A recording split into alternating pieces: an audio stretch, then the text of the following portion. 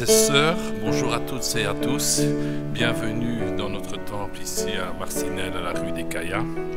Bienvenue à tous ceux qui vont nous rejoindre ici via Internet sur notre chaîne Média Évangile ou sur Facebook. Bienvenue à vous tous qui êtes ici en présentiel. Soyez les bienvenus. Et si de nouvelles personnes sont présentes dans la salle, qu'ils soient les bienvenus également. C'est le Seigneur qui les accueille. C'est la rentrée, pas seulement pour les écoles, c'est la rentrée chez nous, donc il y aura un petit décalage pour ceux qui auraient oublié que nous recommençons les cultes à 10h du matin, mais ce n'est pas grave. On sera habitué pour le décalage horaire dans un mois, donc on sera déjà habitué. Alors nous allons commencer notre culte et peut-être je vous invite à vous incliner dans la prière pour remettre le culte entre les mains du Seigneur. Merci Seigneur pour toutes tes bontés que tu nous donnes jour après jour, pour tes bienfaits qui sont innombrables dont nous ne pouvons les compter tellement ils sont nombreux. Merci parce que tu nous fais la grâce de pouvoir monter dans ta maison pour te louer, t'adorer avec nos chants, nos offrandes, nos prières. Et nous voulons te remettre ce culte. Donne-nous un cœur réceptif pour ta parole et que tu inspires aussi par ton Saint-Esprit notre pasteur qui apportera le message. Nous te demandons ces choses dans le beau nom de ton Fils bien-aimé. Amen. Et nous allons donc commencer en louant le Seigneur par un chant. Le premier, donc, oui, j'ai oublié de saluer, c'est le groupe Louange qui va nous accompagner aujourd'hui. Bienvenue au pasteur Jean-Marie Thomas qui apportera le message. Vous le connaissez puisqu'il fait partie du comité de transition. Nous avons Quentin à la table de mixage, à la sono et Alexandre à la vidéo. Voilà, comme ça j'ai salué déjà une première partie des différents membres qui participent à notre culte. Et je vous invite à vous lever pour le premier chant, plus esclave, plus esclave.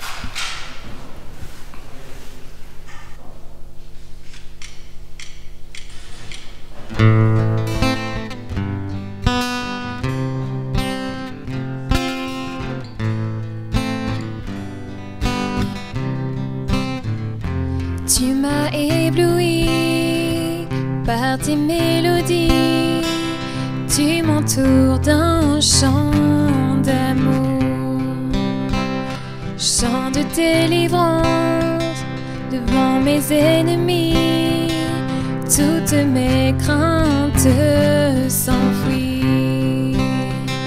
Je ne suis plus esclave de la peur, je suis enfant de Dieu. Je ne suis plus esclave de la peur, je suis enfant de Dieu.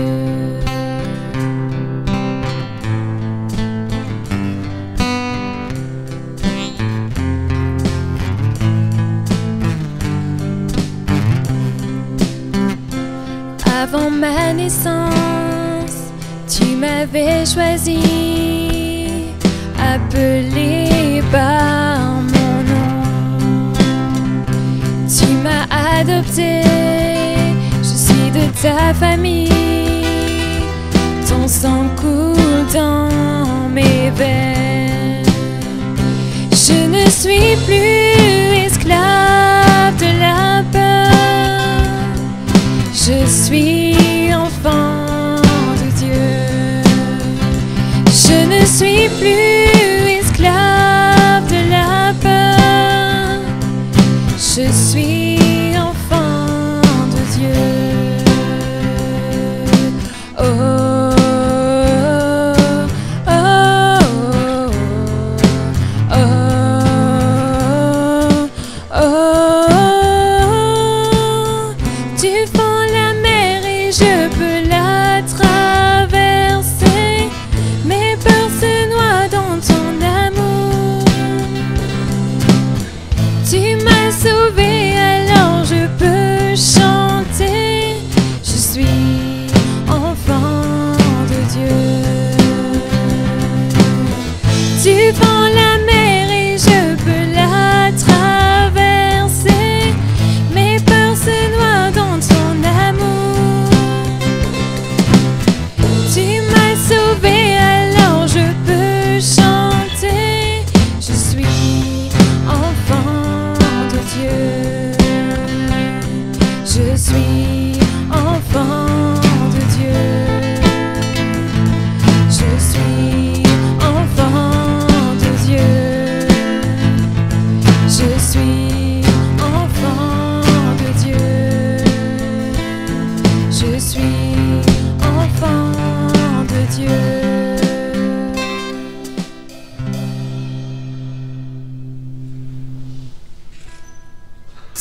N'est-ce pas merveilleux? Je peux chanter, je suis enfant de Dieu. J'espère que vous pouvez tous le dire la même chose. Je vous invite pour poursuivre notre culte par deux lectures aujourd'hui. D'abord, une première lecture dans le livre de Hébreux, au chapitre 1er. Donc, ceux qui ont la Bible, je vous invite à ouvrir la Bible. Et nous allons lire les 9 premiers versets du livre de Hébreux.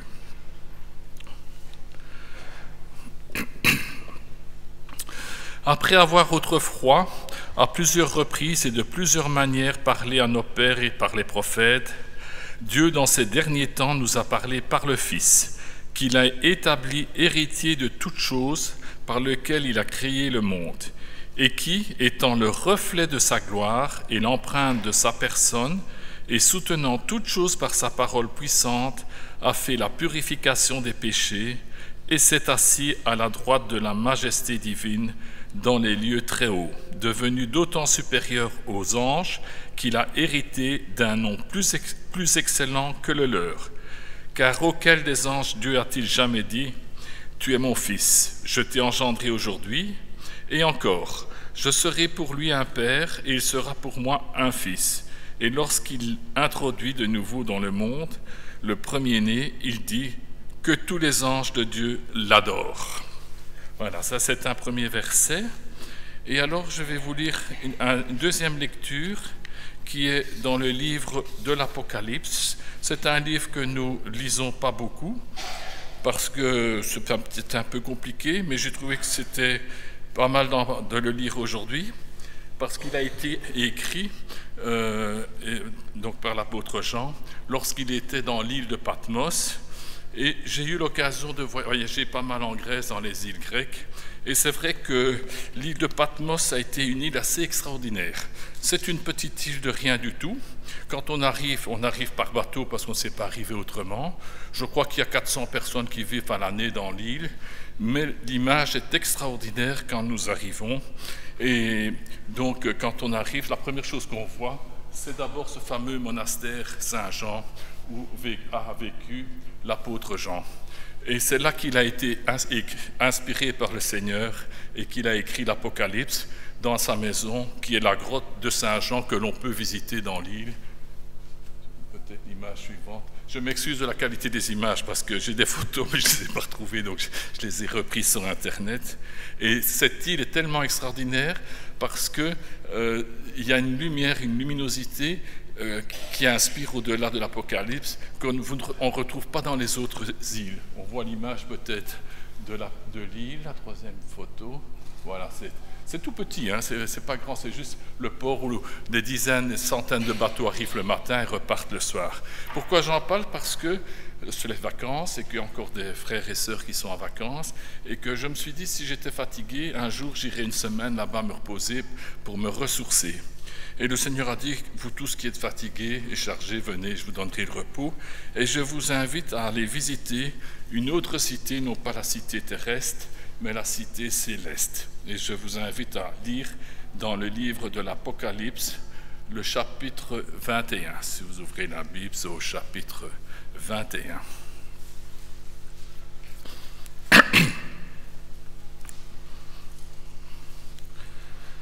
Puis je vis un nouveau ciel et une nouvelle terre, car le premier ciel et la première terre avaient disparu, et la mer n'était plus. Et je vis descendre du ciel d'auprès de Dieu la ville sainte, la nouvelle Jérusalem, préparée comme une épouse qui s'est parée pour son époux. Et j'entendis du trône une forte voix qui disait « Voici le tabernacle de Dieu avec les hommes. Il habitera avec eux, et ils seront son peuple, et Dieu lui-même sera avec eux. Il essuiera toute larme de leurs yeux, et la mort ne sera plus. Il n'y aura plus ni deuil, ni cri, ni douleur, car les premières choses ont disparu. Et celui qui était assis sur le trône dit, « Voici, je fais toutes choses nouvelles. » Et il dit, « Écris, car ces paroles sont certaines et véritables. » Et il me dit, « C'est fait. Je suis l'alpha et l'oméga, le commencement et la fin. À celui qui a soif, je donnerai de la source de l'eau de la vie, gratuitement. Celui qui vaincra héritera ces choses. Je serai son Dieu et il sera mon fils. Mais pour les lâches, les incrédules, les abominables, les meurtriers, les impudiques, les enchanteurs, les idolâtres et tous les menteurs, leur part sera dans l'étang ardent de feu et de soufre, ce qui est la seconde mort. Puis un des 7 anges qui tenait les 7 coupes remplies des 7 derniers fléaux vint et il m'adressa la parole en disant « Viens, je te montrerai l'épouse, la femme de l'agneau. » Et il me transporta en esprit sur une grande et haute montagne. Et il me montra la ville sainte, Jérusalem, qui descendait du ciel auprès de Dieu, ayant la gloire de Dieu. Son éclat était semblable à celui d'une pierre très précieuse, d'une pierre de jaspe transparente comme du cristal. Elle avait une grande et haute muraille. Elle avait 12 portes, et sur les portes 12 anges, et des noms écrits, ceux des 12 tribus des fils d'Israël. À l'Orient 3 portes, au nord 3 portes, à midi 3 portes, et à l'Occident 3 portes. La muraille de la ville avait 12 fondements, et sur eux les 12 noms des 12 apôtres de l'agneau. Celui qui me parlait avait pour mesure un roseau d'or, afin de mesurer la ville, ses portes et sa muraille. La ville avait la forme d'un carré, et sa longueur était égale à sa largeur. Il mesura la ville avec le roseau, et il trouva 12 000 stades, c'est à peu près 2000 kilomètres. La longueur, la largeur et la hauteur en étaient égales. Il mesura la muraille et trouva 140 coudées, mesure d'homme qui était celle de l'ange, ce qui correspond à 70 mètres de hauteur, soit les 2 buildings qui sont à Charleroi, c'est à peu près un peu plus grand que les 2 buildings qu'on a dans la ville de Charleroi. La muraille était construite en jaspe et la ville était d'or pur, semblable à du verre pur.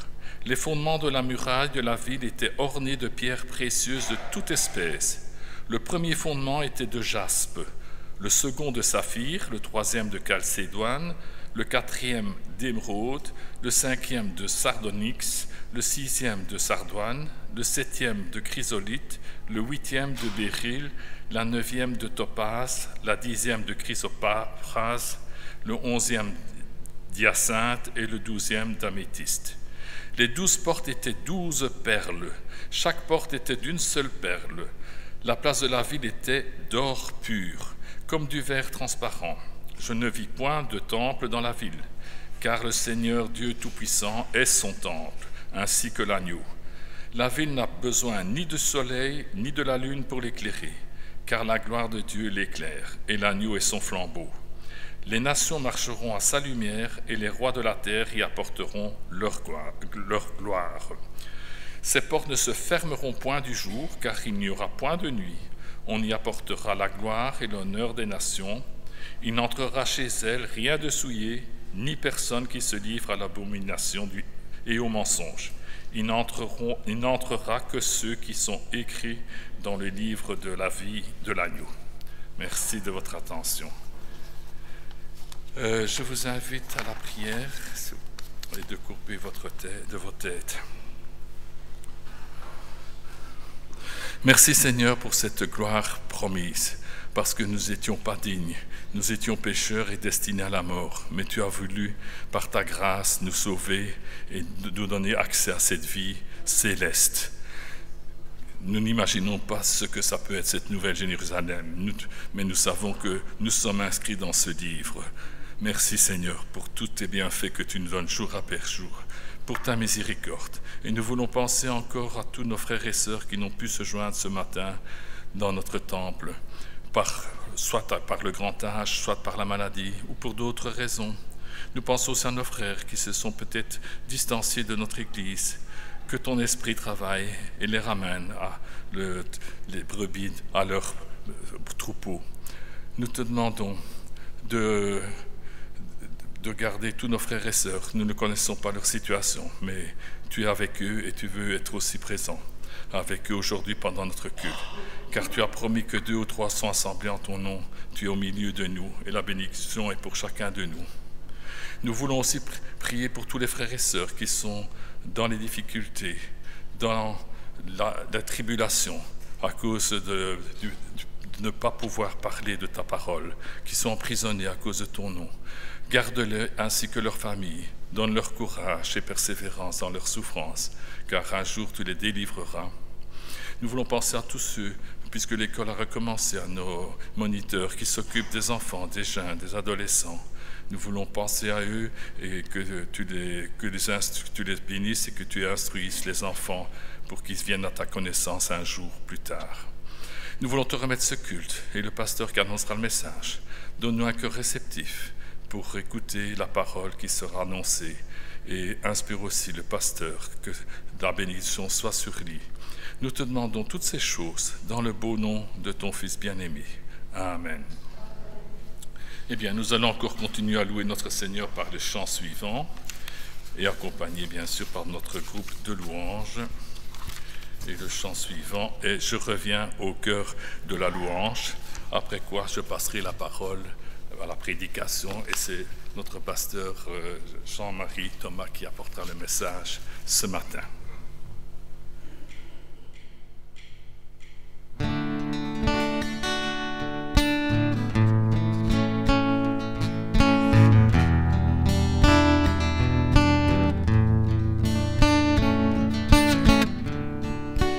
Terminé, le rideau retombe, je viens simplement porter mon offrande, car j'ai le désir de réjouir ton cœur. J'apporte plus qu'un beau chant, chanter ne suffit pas pour répondre à ton appel. Les apparences sont trompeuses, tu vas bien au-delà. Oh Dieu, tu sens de mon cœur. Je reviens au cœur de la louange, tout est centré sur toi, centré sur toi, Jésus. Oui, je renonce à tous mes faux semblants pour tout centrer sur toi, centré sur toi, Jésus. Roi d'éternité, qui peut exprimer ce dont tu es digne? Bien que faible et beau, je te donne tout, prends toute ma vie. J'apporte plus qu'un beau chant, chanter ne suffit pas pour répondre à ton appel. Les apparences sont trompeuses, tu vas bien au-delà. Oh Dieu, tu sens de mon cœur. Je reviens au cœur de la louange, tout est centré sur toi, centré sur toi, Jésus. Oui, je renonce à tous mes faux semblants pour tout centrer sur toi, centré sur toi, Jésus.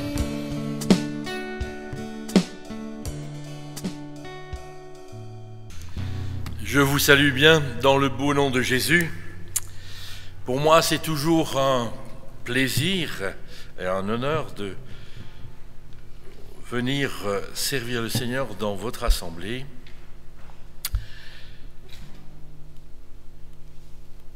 Ça fait plusieurs mois que je réfléchis sur une chose. En fait, qu'est-ce qui différencie un chrétien de quelqu'un qui ne l'est pas? Vous allez me dire, mais tout simplement, il a la foi. Oui, mais la foi doit se traduire de façon visible. Et trop souvent, en fait compte, j'ai l'impression que le christianisme aujourd'hui n'a plus l'impact, en tout cas, qu'il a et qu'il devrait avoir en Europe occidentale, tout simplement parce que notre christianisme n'est peut-être pas suffisamment prompt à éveiller l'attention des uns et des autres. Je citerai simplement ce matin un homme qui, fils de pasteur, a mal tourné. il y en a d'autres. Il s'appelait Friedrich Nietzsche. Nietzsche est connu pour son athéisme, et Nietzsche dit, je crois que c'est dans le Gai Savoir, mais je ne suis plus sûr, il dit « Je pourrais être chrétien si, en fin de compte, ceux qui sont chrétiens apparaissaient un petit peu plus sauvés. » Nous avons une mission à accomplir, celle et lumière, c'est en fait ce que le Seigneur nous confie. Dans l'évangile de Matthieu, au chapitre 5, les versets 13 à 15 nous disent « C'est vous qui êtes le sel de la terre. Mais si le sel perd son goût, comment le rendre à nouveau salé? Il n'est plus bon à rien, on le jette dehors et les gens le piétinent. » Avant de continuer ma lecture, je vous dirai que ce soir, Dieu voulant, lorsque je vous aurai quitté, je prendrai la route de l'Alsace pour animer une session biblique d'une semaine en Alsace, dans la vallée de Münster. La vallée de Münster, elle débouche sur Colmar, et nous y avons vécu pendant près de 3 ans dans cette région. Et un beau jour, il y avait un Alsacien qui nous faisait découvrir la ville de Colmar, et dans le vieux Colmar, il me dit « Tu vois, Jean-Marie, la rue ici, elle est spéciale ?» Et je dis « Oui, c'est un fait que... Pourquoi est-ce qu'elle n'est pas plane ?» Ben, tout simplement, dit-il, parce que on a voulu respecter le tracé d'antan. Et dans le temps, au milieu de la route, c'était le ruisseau dans lequel on jetait tous les détritus, d'où, me dit-il, vient l'expression française « tenir le haut du pavé », ça veut dire en fait qu'on marchait le long des façades pour ne pas être dans le caniveau. Le sel, quand la pierre de sel, puisque en fait quand on n'avait pas du sel raffiné comme nous en avons aujourd'hui, on avait une pierre de sel, quand on avait usé cette pierre de sel et qu'elle ne donnait plus son sel, on prenait la pierre et on la jetait au milieu du caniveau, hein, là où les gens piétinaient. Si le sel perd son goût, comment le rendre à nouveau salé? Il n'est plus bon à rien, on le jette dehors et les gens le piétinent. C'est vous, c'est moi, c'est vous qui êtes la lumière du monde. Une lumière construite sur une montagne ne peut pas être cachée. On n'allume pas une lampe pour la mettre sous un seau. Au contraire, on la place sur son porte-lampe, d'où elle brille pour tous ceux qui sont dans la maison. C'est ainsi que votre lumière doit briller aux yeux de tous, afin que chacun voie le bien que vous faites et qui loue votre Père qui est dans les cieux. notre façon de vivre. Non seulement nous devons être témoins de Jésus-Christ en parole, car en fait compte la foi provient de ce que l'on entend, c'est ce que dit l'Écriture, mais il ne suffit pas de dire. Faut-il encore que notre faire, notre agir, notre comportement soit quelque part en adéquation avec ce que nous disons. Si nous disons une chose et puis que nous faisons autrement, eh bien, effectivement, notre témoignage, il tombe. Je voudrais continuer ma réflexion. Nous sommes sel et lumière dans ce monde.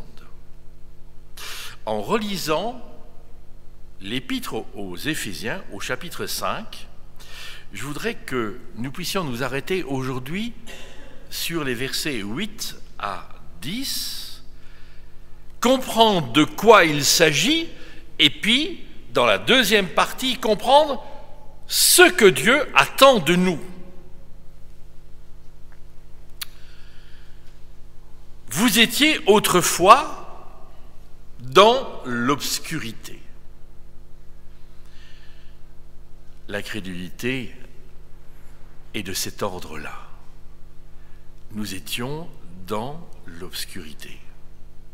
Mais maintenant, dit l'apôtre Paul, par votre union avec le Seigneur, vous êtes dans la lumière. Par conséquent, comportez-vous comme des personnes qui vivent dans la lumière. Par conséquent, comportez-vous comme des personnes qui vivent dans la lumière. Car la lumière a pour fruit toutes sortes de bonté, de droiture et de vérité. Discernez ce qui plaît au Seigneur. Voilà où se terminera notre réflexion de ce matin.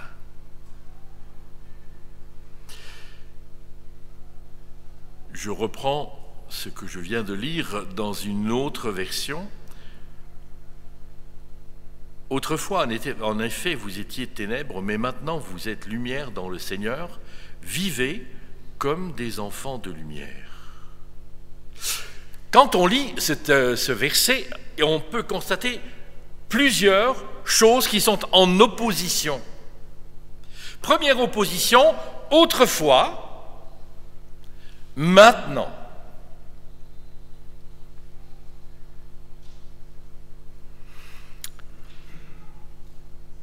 Ténèbres, lumière. Vous étiez un imparfait, vous êtes un présent. En fait, quand on regarde ces trois termes, enfin ces 6 termes, mais quand on regarde ces 3 oppositions, on s'aperçoit d'une chose, c'est qu'en fait compte, ce qui fait la différence, c'est ma rencontre avec Jésus. C'est Christ en moi qui fait la différence entre ce qui était et ce qui est. Donc ce n'est pas un effort moral, ce n'est pas quelque chose qui, quelque part, m'a fait que je suis différent. Non, l'apôtre Paul est clair sur le fait, autrefois et maintenant. Il y a un passé et il y a un présent. Lorsque nous avons rencontré Jésus, lorsque nous avons accepté qu'il soit notre sauveur, parce que nous avons reconnu que nous ne pouvions pas nous sauver par quelqu'un, par nous-mêmes, et que ce n'était pas en respectant la loi que nous allions arriver à pouvoir être meilleurs que les autres. Quand nous avons accepté Jésus dans notre cœur et que nous sommes repentis de notre vie passée, que nous avons accepté qu'il nous purifie,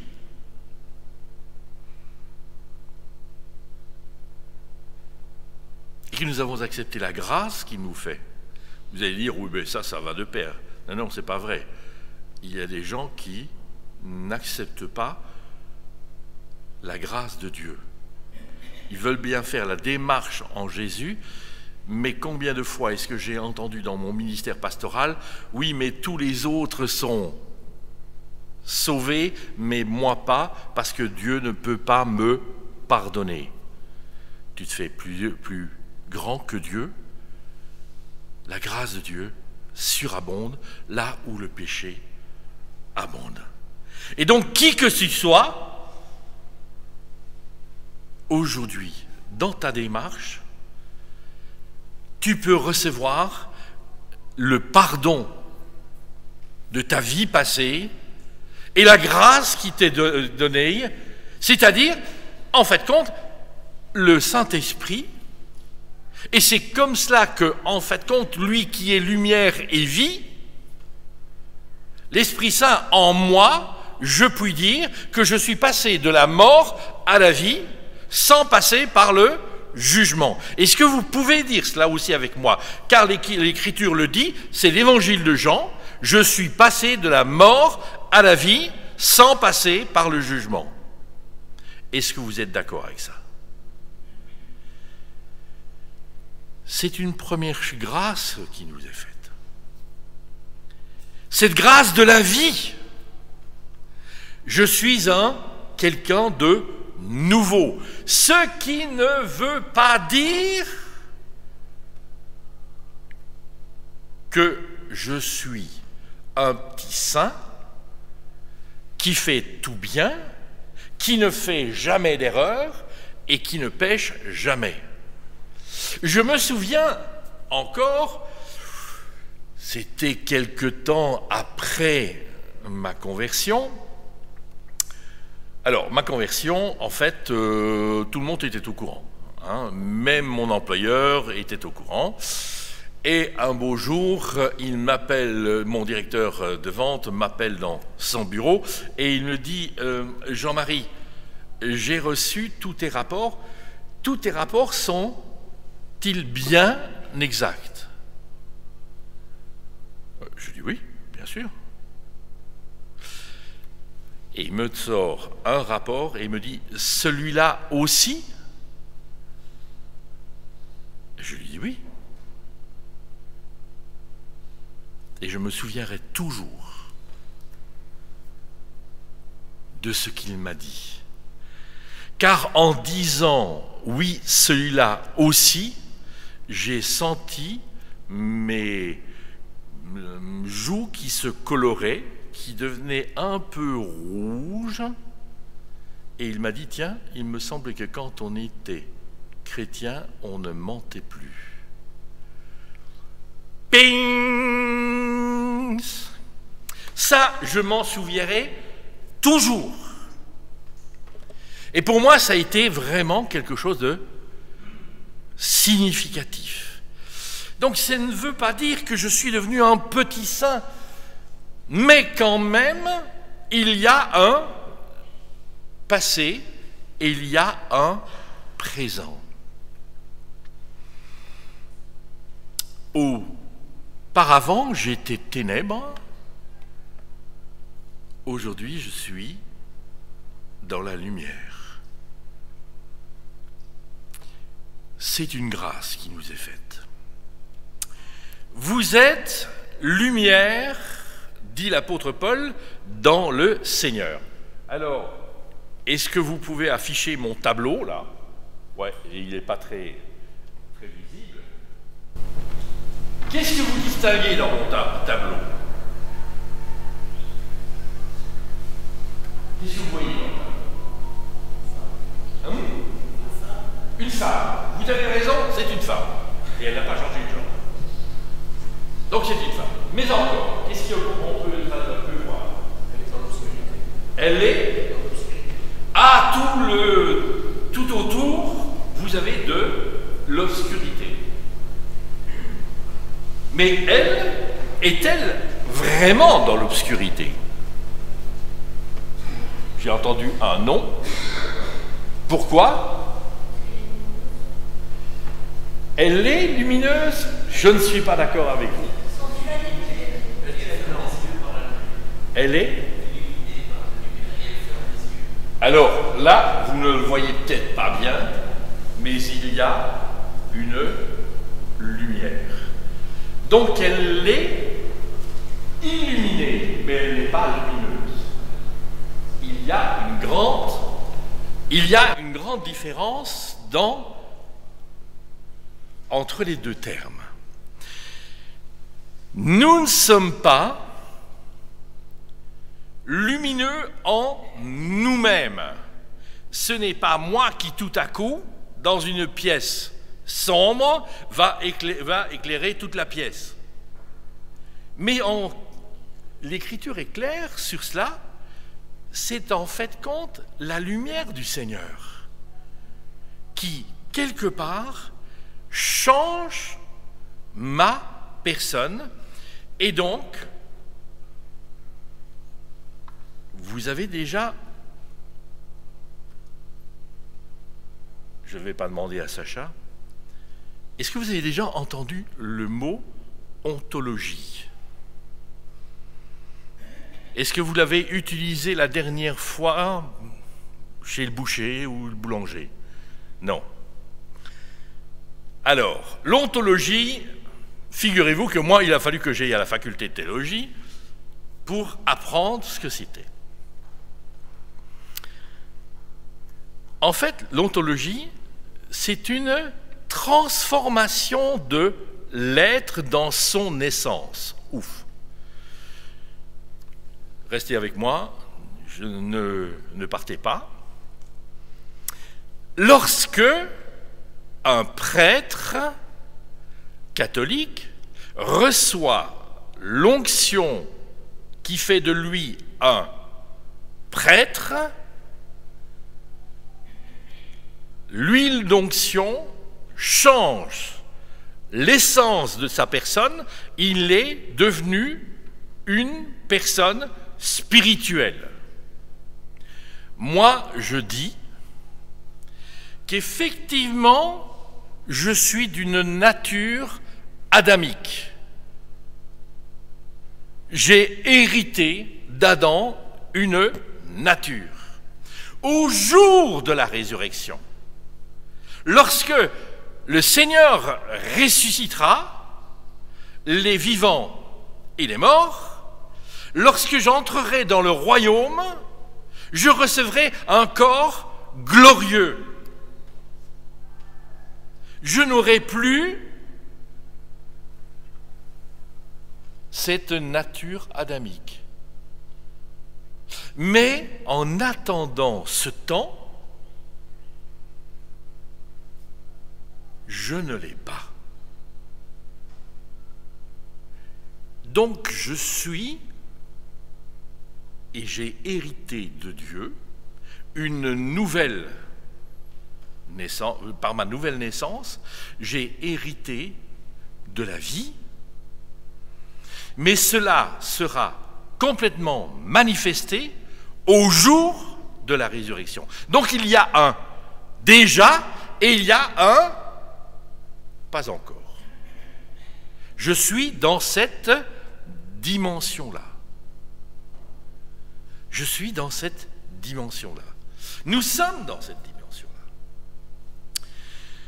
Donc, en fait, je ne suis pas lumière en moi-même, mais c'est le Seigneur qui, quelque part, va faire en sorte que je sois différent, lumineux pour les uns et pour les autres. D'ailleurs, l'apôtre Paul continuera si vous lisez un petit peu plus loin en Éphésiens, toujours verset 14, il va dire ceci: réveille-toi, toi qui dors, réveille-toi d'entre les morts, et le Christ t'illuminera. Donc il y a bien quelque chose qui doit encore se passer. Ah, vous êtes allé trop loin. Voilà. Qu'est-ce que vous voyez? Vous ne voyez rien? Ben, tout simplement parce qu'en fin de compte, il n'y a rien à voir. C'est ce que l'on appelle un écran noir. Mais maintenant, tu peux y aller. Dans cet écran noir, il y a Genèse, chapitre 1, verset 3, qui nous dit ceci: Dieu dit qu'il y ait de la lumière, et il y eut de la lumière. Et c'est ainsi qu'en fin de compte, apparaît la lumière à la surface de la terre. Einstein disait: vous ne pouvez pas créer les ténèbres. Les ténèbres, en fait, vous ne pouvez pas faire en sorte qu'elles deviennent. Les ténèbres sont là parce qu'il y a une absence de lumière. C'est l'absence de lumière qui crée les ténèbres.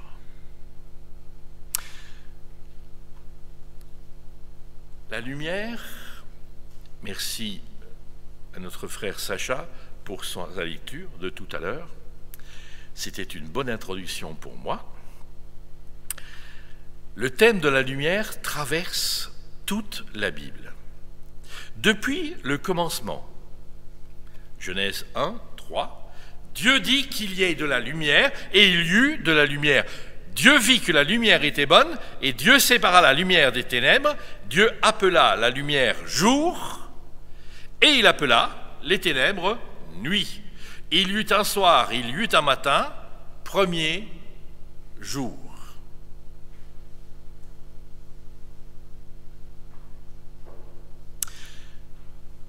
La lumière traverse toute la Bible jusqu'à un endroit bien précis. Et si vous avez été attentif à la lecture de notre frère Sacha, vous savez à quel endroit. Alors, qui était attentif? Qui peut dire quel est l'endroit?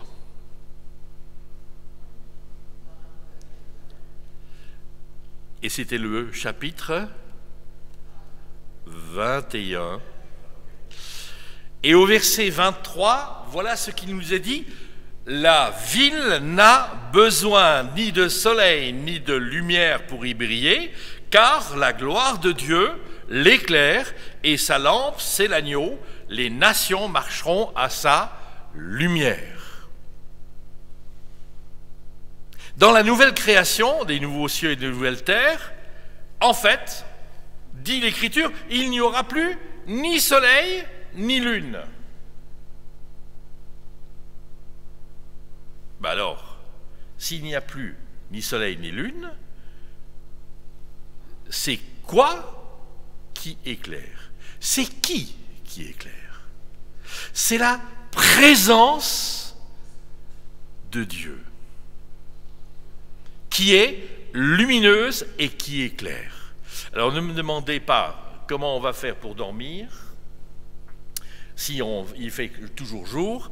Je crois que c'est un autre débat, mais ce qui est important, c'est que nous puissions relire aussi Genèse chapitre 1, et que la lumière apparaît au verset 3, et ce n'est que bien plus tard que Dieu crée les astres, l'un pour présider à la nuit et l'autre pour présider au jour.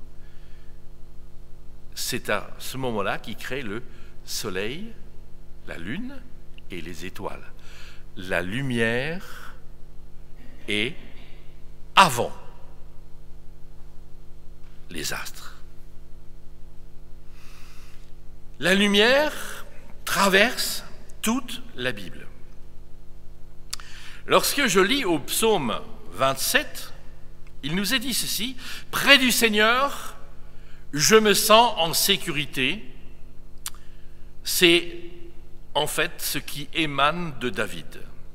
David dit ceci: « Le Seigneur est ma lumière et mon salut, de qui aurais-je peur ?»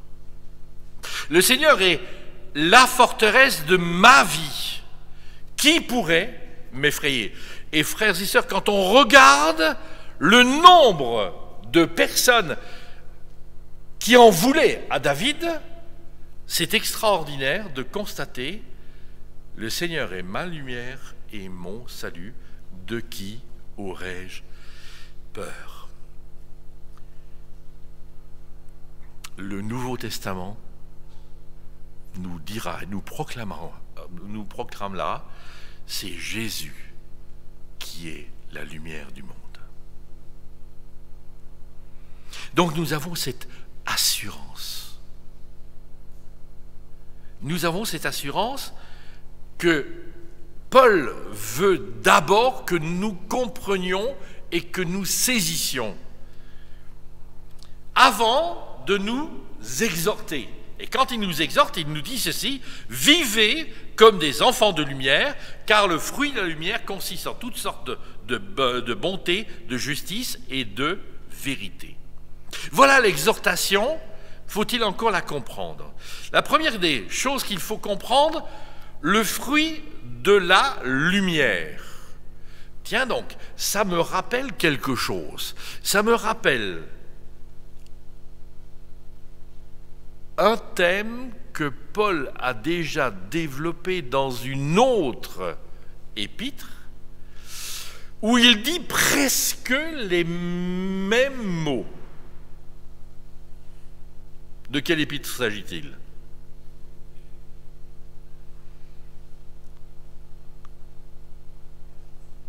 Eh oui, c'est de l'ordre de Galates, chapitre 5,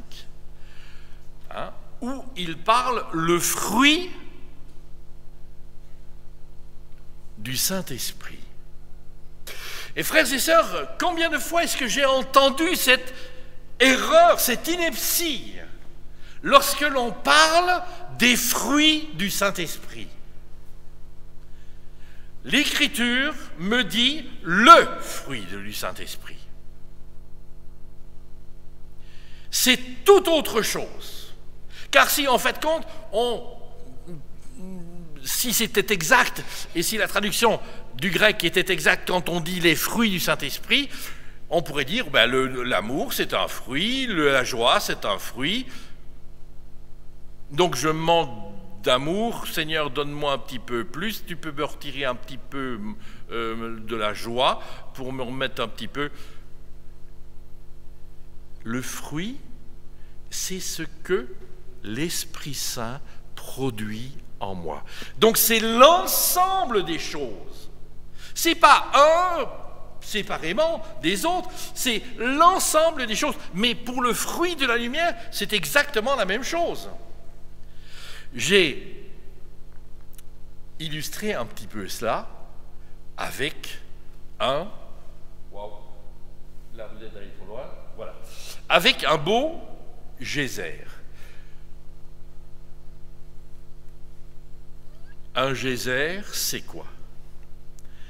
C'est tout simplement la pression de la terre qui provoque le jaillissement de l'eau et qui le pousse vers l'extérieur. D'accord? En fait, compte, le fruit de la lumière, c'est l'Esprit Saint en moi qui va faire en sorte que va apparaître ce qu'il a changé et transformé en moi. Car en fait, quand nous sommes en état de transformation, c'est ce que l'on appelle la sanctification.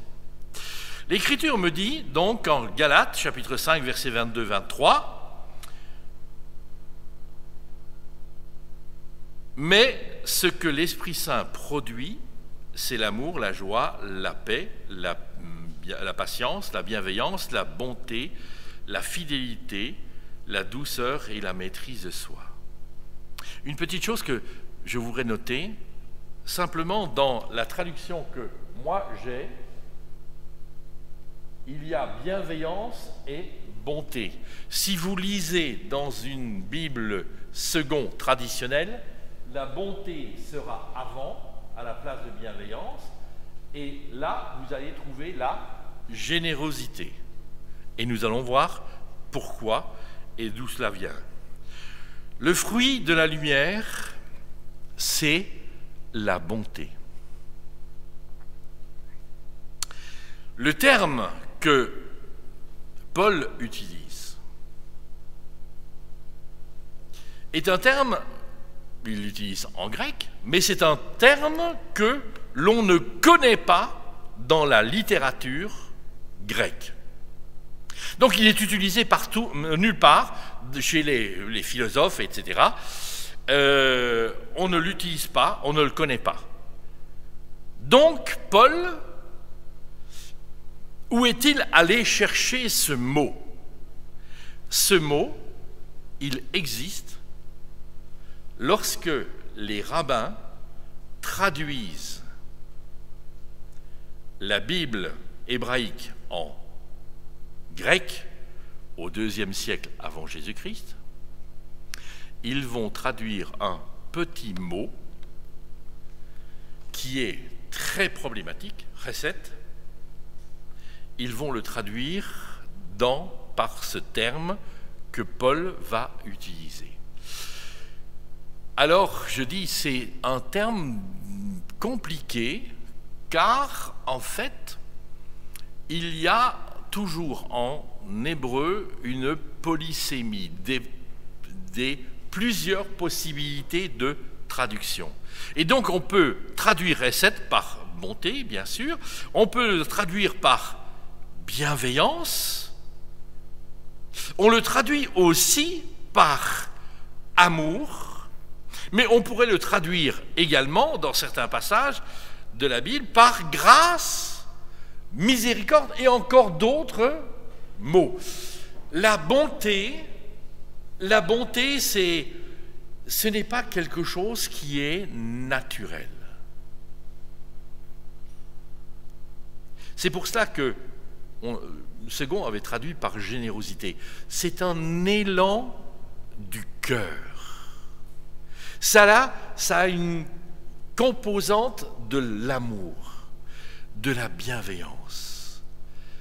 Être bon, bien souvent dans notre langage, enfin dans mon langage, dans ma compréhension des choses, moi je vois souvent qu'on utilise bonté dans un cadre bien particulier.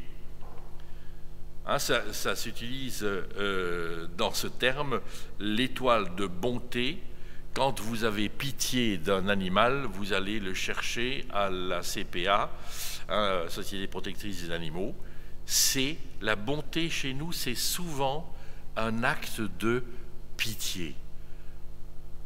La bonté telle que l'on le décrit dans la Bible n'a rien à voir avec la pitié. C'est un élan d'amour.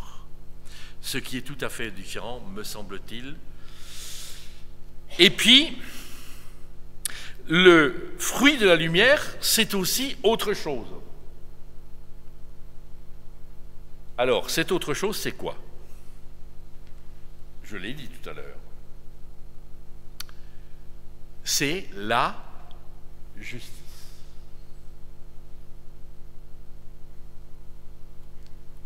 Oh, vous allez trop loin. Voilà, merci. La justice que l'on représente bien souvent par ce symbole. Alors, dans ce symbole, qu'est-ce que vous lisez? Qu'est-ce que vous voyez? Qu'est-ce que vous comprenez? Qu'est-ce qui nous vous fait passer ce symbole? Que? Ah, il y a une balance. Hein? Donc, en fait, compte, on pèse le bien et le mal. Ok, il y a encore autre chose dans ce symbole. Qu'est-ce qu'il y a? Il y a l'épée. Ah, ça me rappelle quelque chose qui a trait à la Bible. L'épée de la justice, mais qui est-ce qui l'a brandie la première fois?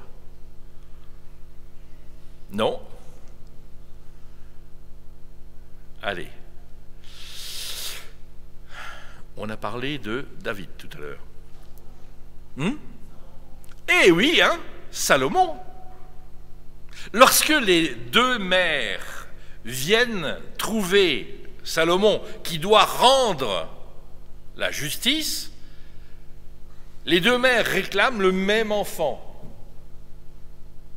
Et comme Salomon ne sait pas faire la part des choses, qui est la vraie mère de l'autre, qu'est-ce qu'il fait? Il use d'un stratagème et il dit coupez-les en deux, que chacun reparte avec une moitié. Du coup, la vraie mère leur dit non, laissez l'enfant entier et donnez-le à l'autre mère. Donc, voilà l'épée de la justice, c'est là, ça tranche. Et puis, il y a encore autre chose. Il y a le laurier, oui. Le laurier, c'est la victoire, oui, d'accord. Mais il y a encore autre chose. Oui, il y a le bandeau. Et le bandeau, qu'est-ce qu'il signifie? C'est que la justice ne fait pas de considération de personne. Et vous verrez que dans la Bible, Dieu, à certains moments, ne fait pas de considération de personne. Ok? Alors moi je pose une question. Selon ce critère-là de la justice, est-ce que vous êtes en position de réclamer votre salut? Est-ce que vous pouvez dire à Dieu, mais moi j'ai droit à être sauvé?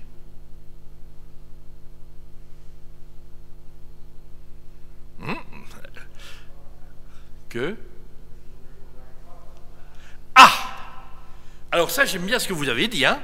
On est sauvé par la grâce. Eh bien, en fait, il va falloir que nous considérions qu'il y a une justice et une justice. Ça y est? Vous pouvez mettre l'autre mot. En fait, compte, en hébreu, on utilise la tzedaka. Alors la tzedaka, c'est la justice qui justifie. Non plus celle qui a une épée et une balance, mais celle qui va se mettre du côté de la personne qui est en procès et qui va la justifier. C'est par grâce que nous sommes sauvés. Vous avez raison. Si je passais sur une balance, c'est très clair. Ce que moi j'ai fait dans ma vie, vous ne savez pas ce que j'ai fait dans ma vie, mais je ne vous confesserai pas ça ici, parce que sinon on en a jusque demain matin, serait suffisamment important que pour qu'en fait compte, je passe à la trappe. Mais Dieu me fait grâce parce qu'en fait compte, j'ai accepté mon état de pécheur, que j'ai reconnu que par moi-même, je n'étais pas capable de me sauver et de me faire justice. et donc que j'avais besoin du salut qui est en Jésus, qui lui a pris la condamnation qui pesait sur moi. C'est lui qui est mort à ma place, afin que Dieu, qui est un Dieu juste, reste un Dieu juste, ce qu'il avait dit: si tu pèches, tu mourras. Et bien ma condamnation, c'est Jésus qui l'a pris sur la croix. Mais Dieu, qui est un Dieu fidèle, un Dieu d'amour, m'accorde sa grâce et la vie. La tzedaka, c'est en fait compte une façon de vivre que l'on va retrouver dans le Lévitique au chapitre 19. Alors je pourrais lire les versets 9 à 10, mais je vais commencer par le début du Lévitique du chapitre 19.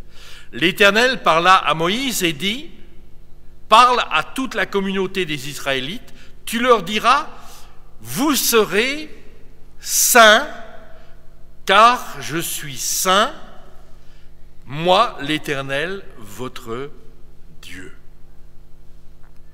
Et on retrouvera cette phrase dans la bouche de Jésus et dans le Nouveau Testament.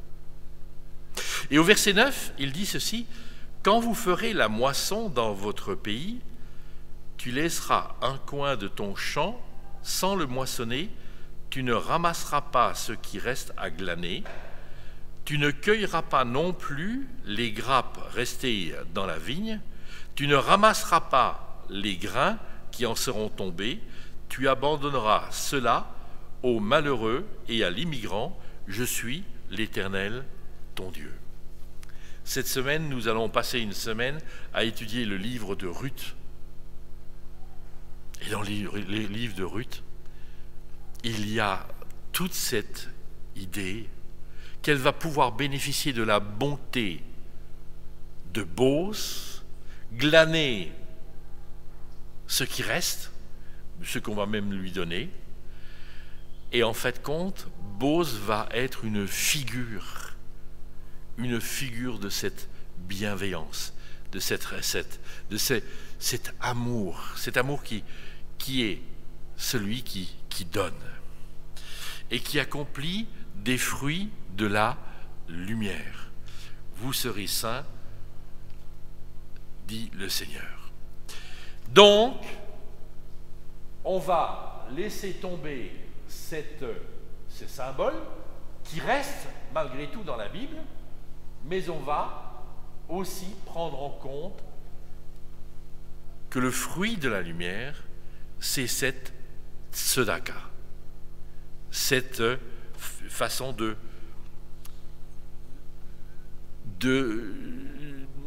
d'accomplir la justice, mais dans une sorte de bonté.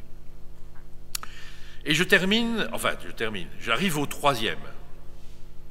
Nous aurons terminé aujourd'hui, je vous le promets. Le fruit de la lumière, c'est la vérité, dit l'apôtre Paul.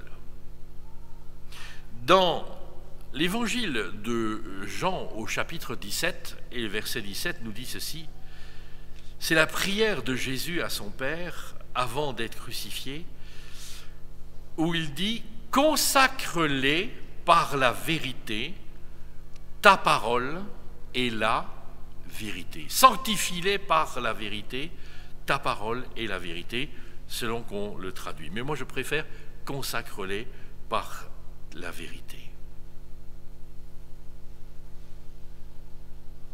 Le fruit de la lumière, c'est la vérité.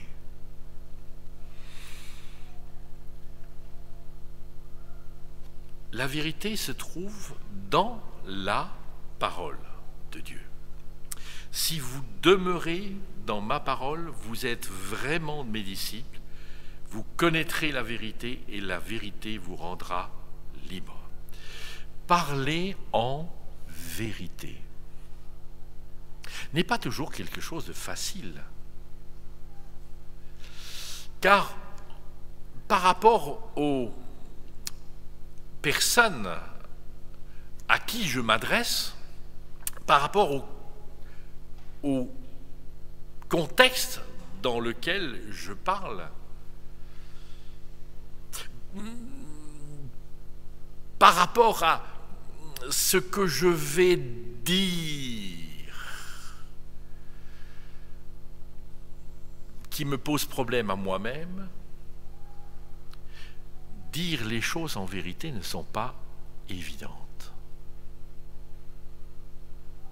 selon la parole de Dieu. Mon langage ne devrait pas changer d'une personne à une autre, d'un contexte à un autre. Ce que je dis en vérité devrait pouvoir être dit sans réserve.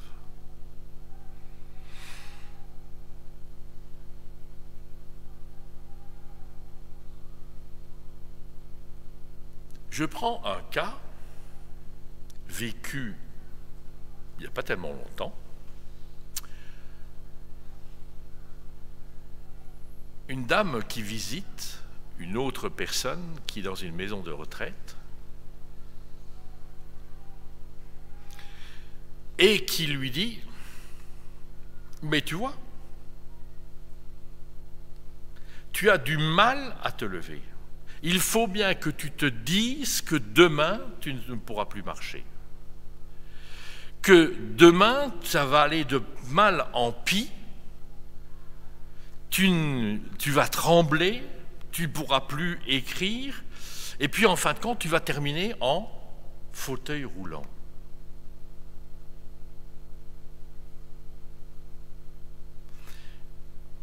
Ce langage, est-ce qu'il est admissible? Alors, je vais regarder mon frère Sacha. Lorsqu'un médecin pose un diagnostic, c'est vérifiable scientifiquement. D'accord?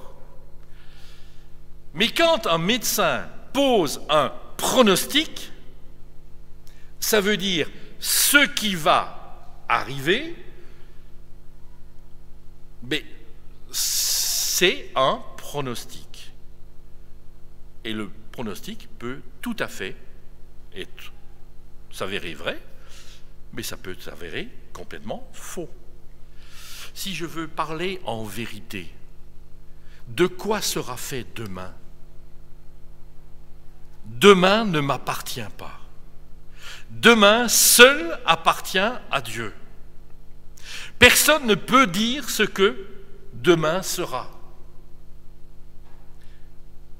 Je vous ai dit tout à l'heure, ce soir, logiquement, je commence une session à l'Andersen en Alsace.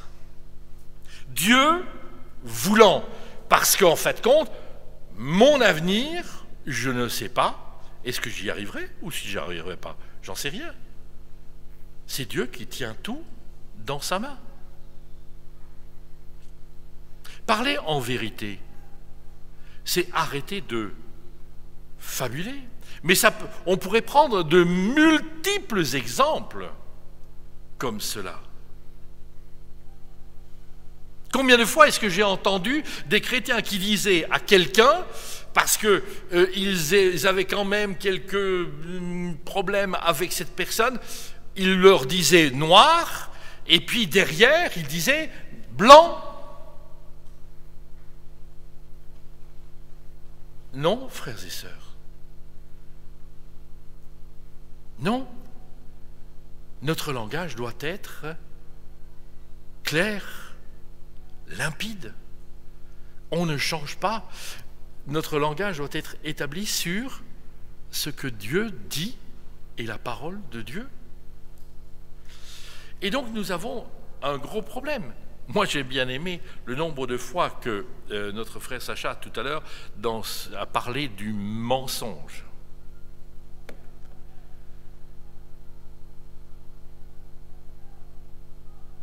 Nous ne sommes pas des Pinocchio. Et trop souvent, cela nous rattrape. Alors, je termine sur cette Éphésiens chapitre 5, verset 10. Prenons le temps de discerner ce qui plaît au Seigneur. Le fruit de la lumière, la bonté, la justice et la vérité, c'est lui qui le provoque, c'est lui qui le fait en moi. Ce n'est pas ma morale qui va le faire. C'est la transformation qu'opère en moi le Saint-Esprit qui va opérer ces choses. Mais pour savoir ce qui est conforme à la parole de Dieu et ce qui plaît au Seigneur, il y a une nécessité, c'est à lire la parole, à la méditer cette parole, à y réfléchir à cette parole. Hier, j'enseignais encore, hier matin, et je posais la question aux étudiants en leur disant « Qui est-ce qui a lu dernièrement le Lévitique ?» Ah, misère. Personne.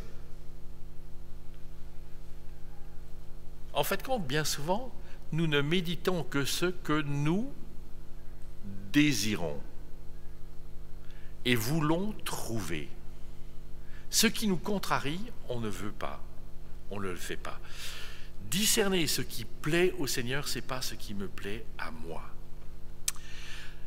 Dans la première épître aux Thessaloniciens, chapitre 5, versets 4 et 6, « Mais vous, frères, vous n'êtes pas dans les ténèbres pour qu'en ce jour, tel un voleur vous surprenne. Car vous êtes tous fils de la lumière, vous êtes toutes filles de la lumière, fils du jour, filles du jour. Nous n'appartenons pas à la nuit et aux ténèbres. Ainsi donc, ne dormons pas comme les autres, veillons et soyons sobres. » Veillons et soyons sobres, ça sera ma conclusion ce matin. Frères et sœurs, nous avons à être dans la lumière, marchons dans la lumière de Dieu. Laissons-nous interpeller par sa parole et prions pour que l'Esprit Saint en nous transforme. Et je ne suis pas un homme parfait. Un jour, je le serai, mais vous ne me verrez pas ce jour-là. Nous serons dans le royaume. Je suis en marche. Je suis en marche. Marchons dans la lumière de Dieu. Prions ensemble. Seigneur, merci de ce qu'aujourd'hui encore tu nous invites. Tu nous invites à ce que nous puissions être réceptifs au travail que tu veux accomplir en nous. Non pas par nous-mêmes, Seigneur, mais par ta grâce, par la puissance de l'Esprit Saint. Nous te prions vraiment, Seigneur, que tu nous éclaires, que tu nous montres encore en quoi et comment il y a des choses qui doivent être modifiées, transformées. En quoi et comment je peux être bonifié. Seigneur, merci de ce que c'est toi qui nous invites, c'est toi qui nous exhortes, c'est toi qui nous aides, c'est toi qui nous stimule, c'est toi qui es notre coach, c'est toi qui nous invite à aller plus loin. Et c'est toi qui le fais. Seigneur, que je puisse être avisé en cela et te laisser faire en moi ce que tu veux accomplir. Non pas à nous, Seigneur, mais à toi, nous voulons voir ton œuvre s'accomplir pour que, en fin de compte, nous puissions refléter ta gloire. Seigneur, tiens-nous dans l'humilité et dans la douceur, nous t'en prions, en Jésus. Amen.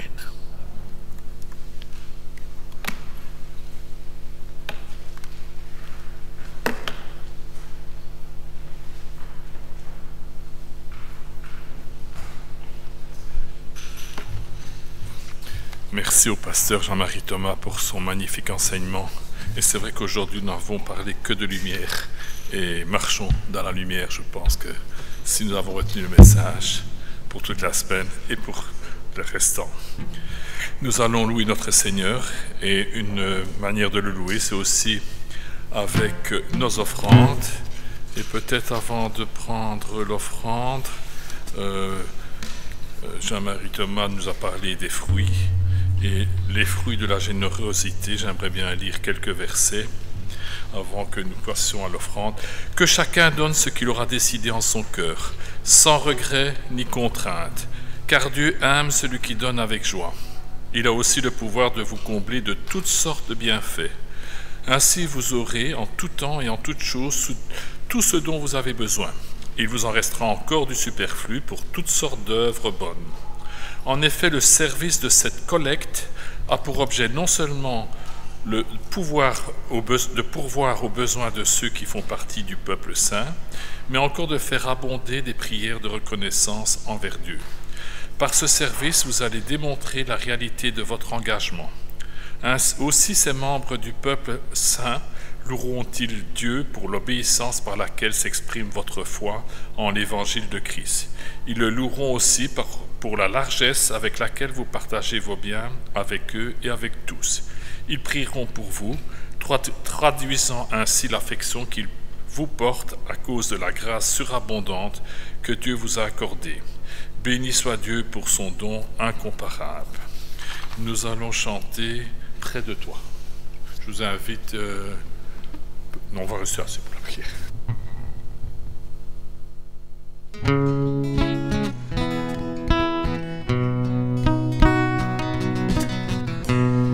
Ébloui par qui tu es,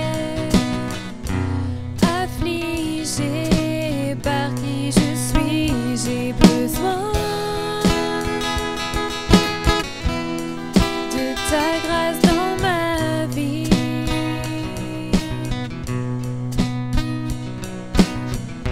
J'ai cherché le bonheur ailleurs, tout ce monde ne m'apporte rien, mais toi tu m'as donné ta vie. Devant toi,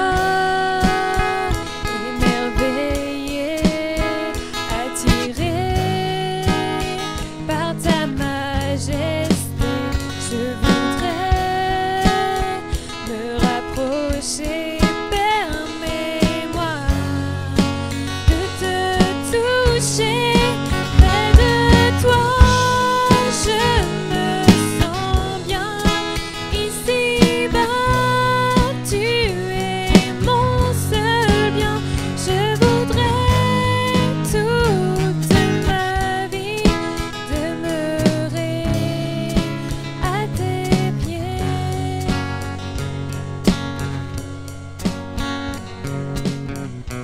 Ébloui par qui tu es, affligé par qui je suis, j'ai besoin de ta grâce